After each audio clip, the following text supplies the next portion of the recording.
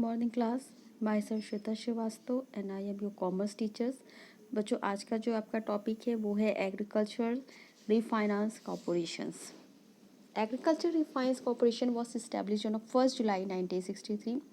इसे 1 जुलाई 1963 में इस्टेब्लिश किया गया था for providing refinance for the vast programme related to the agriculture development. Agriculture development के कुछ बड़े प्रोग्राम्स के लिए। In the beginning is authorise capital was ₹25 crore. इनकी जो ऑथोराइज कैपिटल थी वो 25 करोड़ थी। In addition to it the government of India had given it the loan of 5 crore without interest and 3 crore with interest. Management क्या था इसका? Its management is carried out by the board of director of a 9 members whose chairman is to the deputy governor of the Reserve Bank of India। मतलब जो इसमें management में लोग थे उसमें डायरेक्ट बोर्ड ऑफ डायरेक्टर के 9 members होते थे, जो कि chairman is the deputy governor of the reserve bank of India का होता था। Facilities: The corporation provide refinancing facilities for the following activities: improve the barren land को improve करना, बंजर भूमि को, development of special crops, coconuts, coffees, tea, cashnuts, cardamom, इन सब के लिए जो स्पेशल क्रॉप होती थी इसको डेवलपमेंट करना, मैकेनाइजेशन ऑफ एग्रीकल्चर को मशीन के द्वारा करवाना। एंड नेक्स्ट है development of animal husbandry, vein, dairy, fishery, poultry etcetera are included. Duration of loan: इनका जो लोन का ड्यूरेशन था वो कैसे था? Medium terms loan for the maximum 5 years का, and a long term loan 15 years का, and a special circumstances for 20 years can be given. On 15 November 1975 it's name was change. इसका नाम चेंज किया गया, इसे agriculture refinance and development corporation का नाम दिया गया। The capital of the corporation was increase from the 25 crore to the 100 crore. The work field of the corporation has been expanded. इसका जो काम था वो काफ़ी बढ़ता गया। Now the corporation can take the guarantee of the payment of the capitalist goods purchase from the foreign countries to be paid in future. The research survey and technological study also carried out by the corporation. Progress देखिए, the agriculture refinance and development corporation has approve the assistance of 4,650 crore for the total of 19,611 project. इसकी जो capital थी वो 4,650 करोड़ थी और जिनके project थे वो 19,600 प्रोजेक्ट थे। The loan of crores of rupees have been given a agriculture improvement. Next आता है आपका निधि। ये क्या होता है? Nidhi is a type of registered institution mainly found in Tamil Nadu. The main aim of this institution to the arrange loan for their members. The members of the institution deposit money in the account of institution. If any members of the institution is in the need of the sum money, he may take loan from the institution. The rate of interest is a 6 to 8% per annum. निधि क्या होती थी? एक ऐसी संस्था होती थी जो आर्थिक सहायता देती थी। इसका जो पंजीकरण मतलब रजिस्ट्रेशन होता था वो भारतीय कंपनी अधिनियम के अंतर्गत होता था। निधि के अंतर्गत कुछ व्यक्ति मिलकर एक रिजर्व बना लेते थे और उसमें कुछ कैश जमा करते थे और आवश्यकता के समय इनमें से वो जो मेंबर होते थे वो रुपए उधार ले सकते थे। इस प्रकार निधियों का जो मतलब मेन ऑब्जेक्ट होता था वो लोगों के अंदर सेविंग की हैबिट्स को इनकरेज करना होता था। ये जो मतलब संस्थाएं होती थी ये कम ब्याज पे भी लोन वगैरह प्रोवाइड करती थी। इनकी जो मतलब इंटरेस्ट रेट होती थी वो 6 to 8% ही होती थी। इस प्रकार की संस्थाएं विशेष रूप से तमिलनाडु राज्य में ही पाई जाती थी। रिजर्व बैंक के द्वारा गैर बैंकिंग संस्थाओं पे भी नियंत्रण लगा दिए जाने के कारण ये संस्थाएं घटती जा रही थी। इसके बाद आपका आता है लोन ऑफिसेस। लोन ऑफिसेस नाम से समझ में आ रहा है आपको, ये क्या होते हैं? Are mainly found in Bengal में पाए जाते हैं। At present there are more than 1000 loan offices in India. हमारे इंडिया में इस समय 1000 लोन ऑफिसेस है। The total capital of this offices is 10 crore. इसकी जो टोटल कैपिटल है वो 10 करोड़ है। This offices get deposit from the public. ये पब्लिक के डिपॉजिट को जमा करते हैं। This institution are the source of loan for the farmer और फार्मर को लोन देते हैं। अब इसके बाद बच्चों आता है आपका NABARD, national bank for the agriculture and rural development. In order to develop agriculture and arrange rural credit for its, the National Bank for the Agriculture and Rural Development was established by the Government of India on 12 July 1982, and the related function of the Reserve Bank were entrusted to it to NABARD. The headquarter of a NABARD is situated in Mumbai. अब देखो नाबार्ड क्या है। नाबार्ड जो है आपका इसे 12 जुलाई 1982 में बनाया गया था। इसका जो ऑफिस है वो मुंबई में है, ठीक है। रिजर्व बैंक के द्वारा ये ट्रस्टेड है। कैपिटल क्या होती है नाबार्ड की, जो कैपिटल है वो क्या है? The authorized capital of NABARD is 500 crore and the paid-up capital is 100 crore, which has been equally subscribed by the Reserve Bank and the Government of India. The function performed earlier by the Agriculture Refinance and Development Corporation for the Agriculture and Rural Credit are now assigned to the NABARD.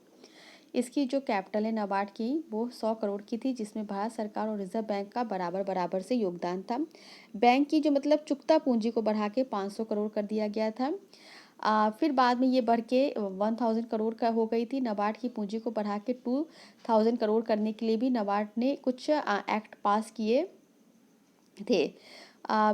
इसका जो management है वो क्या है? The board of director consisting of one chairman and 10 directors manage the affair of NABARD. The governor of the Reserve Bank of India, it is chairman. 3 members are appointed by the Reserve Bank and 3 by the Government of India, 2 by the state government and the other 2 are expert in a rural economics. NABARD का जो मतलब board of director करता था, इसमें कुल 15 होते थे। इनमें चेयरमैन जो आपका होता था, 2 आपके 3 मेंबर्स होते थे जो अपॉइंट किए जाते थे आरबीआई के द्वारा, 3 गवर्नमेंट ऑफ इंडिया के द्वारा और 2 स्टेट बैंक ऑफ इंडिया के द्वारा आते थे, और जो 2 और होते थे वो रूरल इकोनॉमिक्स के एक्सपर्ट होते थे। नाबार्ड का फंक्शन क्या है, मतलब कि नाबार्ड कौन कौन से काम को करता है वो देखो।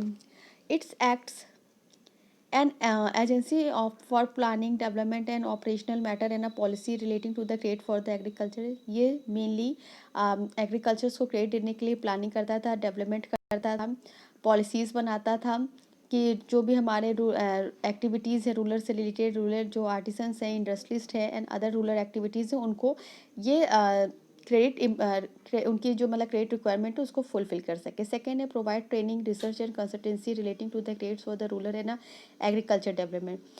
एग्रीकल्चर डेवलपमेंट के लिए ये ट्रेनिंग देता था, रिसर्च करता था, कंसल्ट करवाता था। नेक्स्ट है it's supervise the working and functioning of cooperative sector through it's agriculture departments. इसके अलावा ये एग्रीकल्चर डिपार्टमेंट्स को सुपरवाइज करता था। नेक्स्ट है its refinance on short, medium and long terms cooperative and regional rural banks including cooperative marketing and distribution. ये refinance को cooperate करता था रीजनल रूरल बैंक को इंक्लूड करने के साथ, और मार्केटिंग और डिस्ट्रीब्यूशन करता था कोऑपरेटिव की। नेक्स्ट है its provide loan long terms up to 20 years to state government for helping the cooperative credit society. Next it can grant loan terms loan to the an agency approve by the government of India. इसमें जो agency थी उसे government of India के द्वारा approve करवाया। It can also purchase securities of agriculture and rural development institution and can invest in their share. It maintain a relation between the cottage and small scale rural industries of the central and state government. It's help in the arranging fund for the research and development of agriculture and rural sectors. इसके achievement क्या है, मतलब कि जो नाबार्ड है उसने किस तरीके से मतलब उसका जो अचीवमेंट हुआ वो किस तरीके से हुआ। NABARD has significantly contributed in increasing the quantum of agriculture and rural credit through the cooperative credit society. NABARD has encouraged implementation of a various schemes like irrigation, mechanization, land development and dairies and fishery. इसने क्या कहते हैं mechanisation, irrigation, land development में काफ़ी progress करवाया। Some of the commercial bank are preparing project report which are being subscribed by the NABARD and necessary financial assistance being provided. इसके लिए इसने काफ़ी असिस्टेंस वगैरह प्रोवाइड कराए। April 1, 1995 rural infrastructure development fund has been establish कर किया। In the year of 2002 and 3 में इसकी जो एलोकेटेड फंड था वो 5500 करोड़ हो गया था। NABARD has greater responsibility in a respect in a rural credit and it must especially point out the shortfalls of various schemes. जो भी छोटी छोटी स्कीम थी उसकी जो कमियां थी उसको इसने हटाया। NABARD must clarify is to the state government that their activities participation in a rural development is necessary। और गवर्नमेंट की जो भी एक्टिविटीज़ थी उसमें उसने इसको डेवलपमेंट में इसको नेसेसरी किया। Every time the bank can not continue to arrange for rural credit, क्योंकि कभी कभी ऐसा होता था कि बैंक रूरल क्रेडिट्स के लिए हमेशा कंटिन्यू नहीं हो पाते थे। In the brief NABARD can apex institution accredited with all matters concerning the policy planning and operation in the form of credit and agriculture and other economics activities in the rural area। इसके बाद आपका आता है regional rural bank. Regional rural bank क्या होता है? ये ग्रामीण बैंक होते हैं। The credit needs of the agriculture sector has increased of great extent, and therefore the present setup of a different agency has failed to meet such needs. Commercial banks, including nationalized bank, have been asked to pay attention towards rural credit. Thus, the more emphasis has been laid on rural branches. ये ग्रामीण bank क्या होते हैं? देखा जाए तो ग्रामीण क्षेत्र में जो निर्धन परिवार होते हैं, जिन्हें मतलब लोन की आवश्यकता होती है, इनके लिए ये इन बैंकों को इस्टेब्लिश किया जाता है। इन बैंकों का जो मुख्य काम होता है वो कृषि, व्यापार, उद्योग और ग्रामीण क्षेत्र के या अनप्रोडक्टिव एक्टिविटीज़ के लिए क्रेडिट फैसिलिटी उपलब्ध करवाना होता था। इसका इस्टेब्लिशमेंट देखो कैसे कैसे हुआ। भारत सरकार ने 26 सितंबर 1975 को एक अध्यादेश जारी किया था, जिसमें 2 अक्टूबर 1975 को 5 क्षेत्रीय ग्रामीण बैंक, जिसमें मुरादाबाद, गोरखपुर, भिवानी, जयपुर, मालदा में स्थापित किए गए थे। इन बैंकों की स्थापना ग्रामीण क्षेत्र में कमजोर वर्गों व छोटे किसान, जो मार्जिनल किसान होते थे, लैंडलेस लेबर होते थे, इन सबको लोन की फैसिलिटी उपलब्ध करवाना होता था। इनका मेन फंक्शन क्या था, मतलब कि किस उद्देश्य के लिए मतलब बनाए गए थे? Granting of loan and advances to small and marginal farmers, जो भी छोटे और मार्जिनल फार्मर होते थे उनको लोन वगैरह ग्रांट करवाना था। Agriculture labours, cooperative society etcetera for the agriculture and related purpose. Second है granting of loan and advances to artisan, rural industries and trader, the productive activities within the area of cooperation. जो भी हमारे छोटे छोटे किसान होते थे, industries होती थी, उनको लोन वगैरह ग्रांट करवाता था और डिपॉजिट को एक्सेप्ट करता था। अब इसके बाद आपका नेक्स्ट आता है, इसके अचीवमेंट क्या थे? पहला है deposit and advances. The deposit and advances with the RRB had increased to the rupees 50,232 crore in the December 2002, and the amount of advances had reached the 20,897 पहले। इसके बाद नेक्स्ट है एक्सपेंशन ऑफ द ब्रांचेस। इसने अपनी branches को बहुत ही ज़्यादा expense किया। इनकी टोटल मिला के 14,311 ब्रांचेस 2001 में मार्च में हो चुकी थी। Self employment, this bank have done a significant job creating the self employment opportunities. Self employment opportunities देते थे पुअर रूरल पीपल के लिए। Local employment, the bank usually employ local employ in their branches. इनकी branches में local employees होते थे। These people are well conversant with local problems and they work in a better way. इनकी जो भी local problem होती थी उसको ये देखते समझते थे। Economics working system, the system and working RRB is quite convent and the economical working of this unit has help in the establishment of cheap credit network. इनका जो क्रेडिट देने का तरीका था वो बहुत ही चीप था, मतलब बहुत कम दर पे ही ये लोन वगैरह देते थे। डेडिकेटेड टू टारगेट, इनका जो भी टारगेट था उसको वो डेडिकेट करते थे। अब इसके कुछ शॉर्ट्स फॉल हैं रीजनल रूरल बैंक के। फर्स्ट है greatest shortfall is of slow realisation of debts whereby the dues are increasing day by day. इनमें जो पैसे दिया जाता था उसकी जो वापसी थी वो बहुत धीरे होती थी। There are approximately 50% of loan unrecovered. 50% loan जो थे वो रिकवरी हो ही नहीं पाती थी।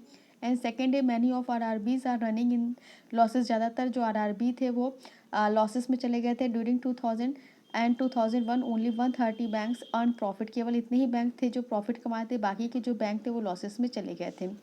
इनके इम्प्रूवमेंट के लिए कुछ सजेशन था। It is the need of hour that the shortfall should be remove and RRB financial position should be strength because they are the important unit of providing easy credit of rural people. Difficulties of a bank in providing rural finance. पहला है dependence of Indian agriculture on monsoon. The agriculture in Indian has depend on rain for the irrigation due to the lack of the means of irrigation and thus the dependence on the uncertain factor like monsoon has increase a lot. आपको पता है कि आपके यहाँ की हमारे भारत की जो खेती है वो क्या होती है, मानसून पे डिपेंडेड है। There has not been any specific decrease in the dependence on the monsoon even after 60 years of a planning of India. Even today only 40 of the total agricultural land is irrigated area and the remaining 60 dependent on monsoon. आपको पता है जो 40% जो खेती होती है वही सिंचाई के द्वारा हो पाती है और 60% खेती आज भी मानसून पे डिपेंडेंट है। इफ़ इस रेन इज़ बेटर, अगर रेन बेटर है then the prosperity is see, तब हमको एग्रीकल्चर में प्रॉस्पेरिटीज़ दिखती है। अदरवाइज जो रेन अगर कम होती है तो सूखा वगैरह का ज़्यादा प्रभाव देखने को मिलता है। यानी कि हम ये कह सकते हैं कि हमारी जो मतलब एग्रीकल्चर है वो गैम्बल ऑफ मानसून पे डिपेंडेड है। नेक्स्ट है lack of better security, the hardly any assets with Indian farmers for keeping as securities, therefore the bank hesitate in providing loan in the absence of security. हमारे जो bank है वो किसानों को security अच्छी ना होने की वजह से लोन देने में भी हेजिटेट होती है। नेक्स्ट है अनप्रोडक्टिव लोन, कभी कभी फार्मर जो होते हैं वो एग्रीकल्चर से रिलेटेड लोन नहीं लेके अपने पर्सनल यूज़ के लिए लोन ले लेते हैं, जैसे रिचुअल्स है, बर्थडे पार्टीज़ है, मैरिज है। इसमें क्या होता है, लोन की जो रिकवरी होती है वो बहुत ही कम हो जाती है। नेक्स्ट है and settler loan, Indian farmer gets loan in inheritance. कभी कभी क्या होता है, हमारे जो इंडियन फार्मर्स होते हैं उनके लोन एक लंबे समय से चले जाते हैं, इनहेरिटेंस होते हैं, ही टेक अ बर्थ इन अ डेप्ट। वो जन्म भी लोन कर्ज में लेते हैं और वहीं उनकी मृत्यु भी हो जाती है। इस वजह से जो फार्मर्स को लोन देने में भी बैंक हेजिटेट होती है, क्योंकि उनकी रिकवरी नहीं हो पाती है। Non enforcement of a crop insurance scheme in the entire countries, the crop of insurance scheme is in force in a few of the states of the country, that is why the bank do not think it's safe a provide loan to the farmer. And lack of agriculture related data, हमारे यहाँ जो agriculture से related data होते हैं वो ये बहुत ही सही तरीके से नहीं मिल पाते हैं, जिस वजह से इनकी जो नीड्स होती है वो प्रॉपर इन्फॉर्मेशन ना मिलने की वजह से पूरी नहीं हो पाती है। इसके बाद बच्चों आपका ये चैप्टर यहीं पे ख़त्म होता है। नेक्स्ट चैप्टर हम आपको नेक्स्ट लेक्चर में डिस्कस करेंगे। Okay class, thank you.